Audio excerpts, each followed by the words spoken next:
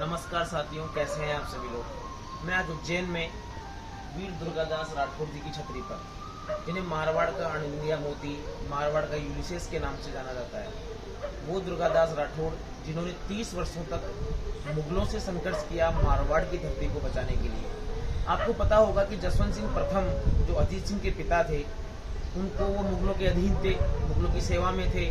उनको अफगानिस्तान भेज दिया जाता है और जमरूद अफगानिस्तान में उनकी मृत्यु हो जाती है। उस समय उनकी 2 पत्नियां गर्भवती होती हैं।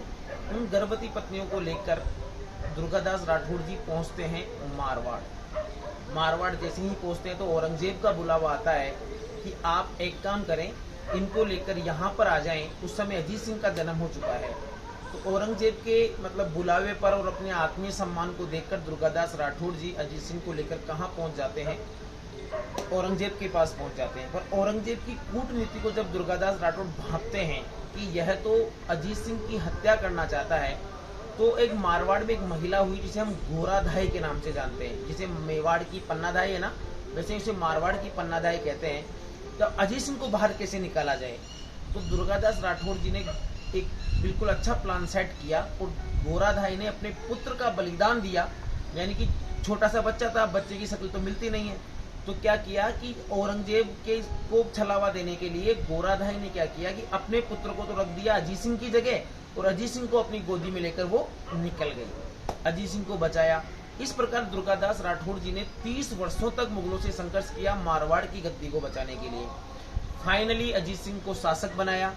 अजीत सिंह को कान का कच्चा शासक कहते हैं। कान के कच्चे का मतलब ये होता है कि किसी की भी बातों में आ जाना। दुर्गादास राठौड़ और उनका आधिपत्य देखकर और जो बाकी सूबेदार थे वो परेशान थे। उन्होंने दुर्गादास राठौड़ के प्रति अजीत सिंह के मन में कुछ भावनाएं भर दी। तो क्या लगा कि कान का कच्चा मान गए कि दुर्गादास राठौड़ का तो आधिपत्य है। तो अजीत सिंह ने दुर्गादास राठौड़ जी को मारवाड़ से निष्कासित कर दिया।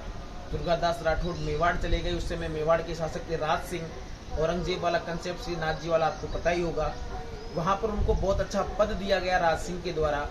फाइनली फिर वो भक्ति में लीन होकर निकल गए कि नहीं, मुझे अब राजपाट से कोई मतलब नहीं है, मैं भगवान की भक्ति में लीन होना चाहता हूँ। वो बाबा महाकाल की नगरी उज्जैन में पहुंचे और मैं आज उज्जैन में हूँ दुर्गादास राठौड़ जी की छतरी पर। मुझे बड़ा अच्छा आत्मीय भाव निकल कर आ रहा है कि आज मैं अपने महापुरुषों की छतरी पर हूँ। यहाँ पर आकर उनका निधन हुआ। सिप्रा नदी के घाट पर आप देख सकते हैं, उधर सिप्रा नदी भी है। सिप्रा नदी के जस्ट घाट पर ही दुर्गादास राठौड़ जी की छतरी है।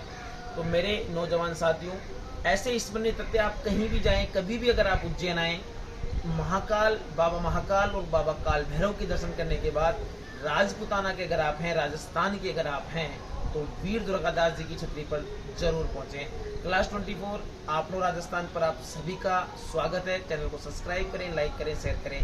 धन्यवाद।